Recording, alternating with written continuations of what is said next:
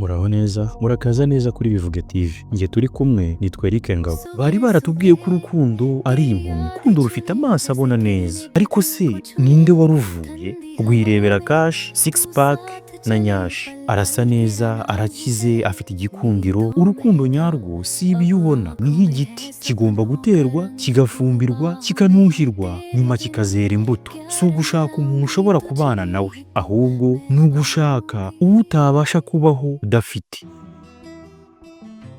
Wigeze wibaza mu by'ukuri icyo urukundo ari cyo? Si amagambo gusa, si ibyiyumviro gusa, yewe si n'ibikorwa gusa.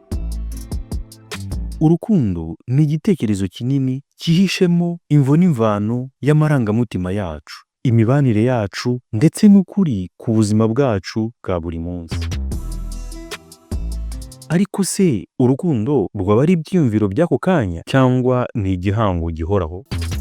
Ese urukundo rw'ukuri ruracyabaho cyangwa twarugize inkuru?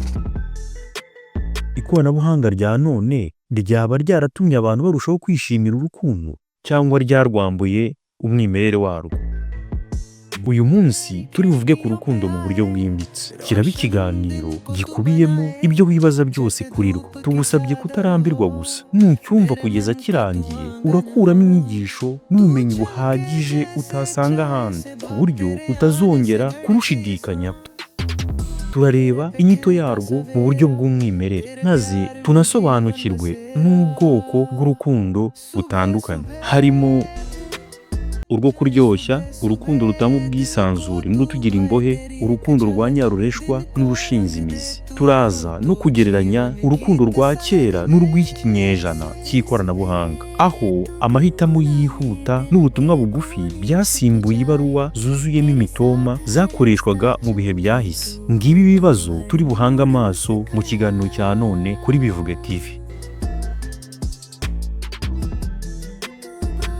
Mu magambo make, urukundo ni amarangamutima akomeye umuntu agirira undi cyangwa ikintu runaka. Ayo marangamutima agatuma yumva amwishimiye, amwifuriza ibyiza kandi ashaka kumuba hafi. Ni ubushake bwo gushyira undi imbere, ukumva ibyishimo bye n'agahinda ke nk'aho ari ibyawe. Urukundo ni ingingo y'ingenzi mu buzima bwacu. Abahanga bo bavuga ko urukundo ari imbamutima ikomeye y'ubwuzu, kwitabwaho no kwiyumvanamo hagati y'abantu babiri. Mu buryo bwa siyansi, urukundo rufitanye isano n'imisemburo nka dopamine ituma umuntu yumva anejejwe kandi yishimiye uwo bakundana. Mu by'ukuri, urukundo ni ijambo risize ubuki, risetsa abatari bake, ariko nanone ni ijambo ribuza benshi gusinzira. Rimwe na rimwe rutanga ibyishimo bitagira akagero, ubundi rukaba isoko y'agahinda kadashira. Hari n'igihe ruba umutwaro ugoye kwikorera. Urukundo si igitekerezo kimwe, ahubwo ni ibintu bibiri bitandukanye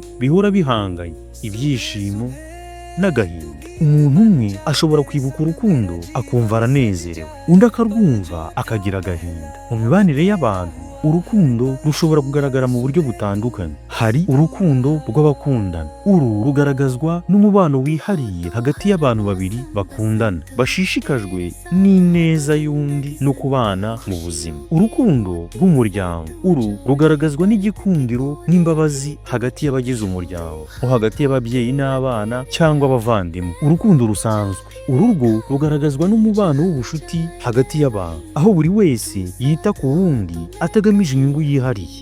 Narwo bakunze kwita urukundo rwa kivandimwe cyangwa se urukundo rwa muntu. Rusumba inyungu bwite, rugamije ineza rusange no kubana neza n'abandi. Urukundo hagati y'abantu babiri, umukobwa n'umuhungu, mu minsi ya none ruboneka mu bwoko bwinshi. Twe twabahitiyemo ubugera kuri bune. Urukundo rwa mbere twabahitiyemo ni urukundo rudafite gahunda. Uru ni urukundo rujya gusa n'umurabyo, rutangira ari rwinshi, rukaka umuriro, rukagurumana, ariko ntirugire imizi, bityo rukazima mu kanya nk'ako guhumbya. Uru rukundo ruba rushingiye ku marangamutima y'irari n'ibyishimo by'ako kanya. Rugendera ku byo umuntu yifuza, ntirugira intego cyangwa icyerekezo cy'ejo hazaza. Abari muri uru rukundo bashobora kuba badasobanukiwe neza impamvu yarwo. Rimwe na rimwe, ubu bwoko bw'urukundo usanga bukunzwe kurangwa n'amarangamutima y'igihe gito n'ibyifuzo by'umubiri. Urukundo rwa kabiri ni urukundo rwo kuryoshya cyangwa kwishimisha. Uru narwo ni urukundo rudafite intego yo kubakira hamwe ejo hazaza, ariko aha ho biragaragara ko impande zombi ziba zibizi neza ko bari mu rukundo rugamije ibyishimo by'igihe gito. Baba bari kumwe kugira ngo bishimishe nta by'ejo hazaza bitayeho. Urukundo rwa gatatu ni urukundo rw'ibanga. Uru ni urukundo rw'abantu babiri rutagaragazwa mu ruhame cyangwa ku bandi bantu. Abarurimo bashobora kuba bafite impamvu zitandukanye zituma barugira ibanga, nk'uko umwe cyangwa bombi bashobora kuba bari mu yindi mibano, gutinya gukemangwa n'imiryango cyangwa n'inshuti. Hari n'ababa batifuza gufata inshingano z'urukundo rugaragara. Ni urukundo rushobora kuba rushingiye ku marangamutima akomeye cyangwa se ibyishimo by'igihe gito, ariko rudafite umutekano cyangwa icyizere cyo gukura mu buryo bufatika. Urukundo rwa kane ni urukundo ruhamye. Ni urukundo rugizwe n'ibintu bitatu: ubumwe, kwizerana no kwiyemeza. Rugenda rukura uko igihe gihita, kuko ruba rwubakiye ku bumwe bw'abantu babiri bumva ibintu kimwe kandi bakizera ko bagana hamwe. Urukundo ruhamye ntabwo rushingiye ku byiyumvo by'ako kanya, ahubwo ruba rufite imizi mu kumenyana byimbitse no gushyigikirana, guhangana n'ibibazo bitandukanye, kumva ko umuntu ukunda ari inshuti yawe, umufasha wawe, kandi mugafashanya gukura mu buryo bwose. Urukundo ruhamye nicyo gituma ubuzima burushaho kugira ubusobanuro bw'ukuri.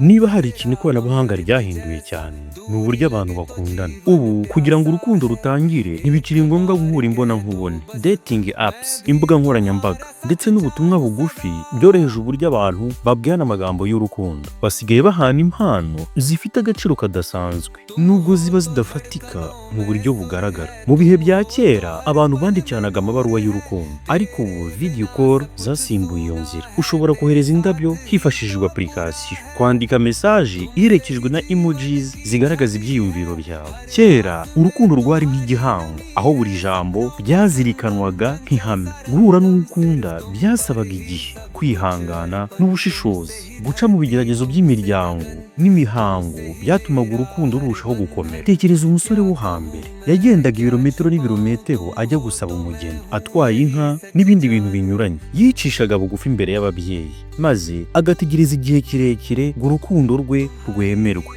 Yabaga azi ko urukundo rudapfa kuboneka, ko rusaba kwihangana, kwitanga no kurwubaka. Ugereranije n'uwo, umusore ajya kuri WhatsApp akohereza message yuzuyemo amagambo ndetse n'amafoto ateye ubwuzu. Umukobwa akamusubiza ati lol, bagatangira gukundana. Mu cyumweru kimwe bagatangira guca ibintu ku mbuga nkoranyambaga, mu kindi cyumweru bakaba baratandukanye. Muri iki kinyejana cy'ikoranabuhanga gukundana biroroshye, ntibikiri icyemezo kiremereye. Kera umusore yashaka gukundana n'umukobwa akamwandikira urwandiko cyangwa akamusanga iwawe. Ubu nta nubwo ukeneye guhura n'umuntu ngo umumenye neza, ushobora kumutereta ukoresheje ubutumwa bugufi gusa. Gushaka umukunzi birashoboka mu kanya gato cyane, ariko no gutandukana byoroshye kurushaho. Mu bihe by'ubu abantu bakoresha imbuga nkoranyambaga kugira ngo bagaragaze ko bakundana, nyamara rimwe na rimwe baba batoroheye mu rukundo rwabo. Hari abakundana gusa kuri social media bagamije gutwika, ariko byagera mu buzima busanzwe ugasanga nta na gahunda y'ukuri bafitanye. Kera iyo washaka gutendeka abantu benshi warabihishaga,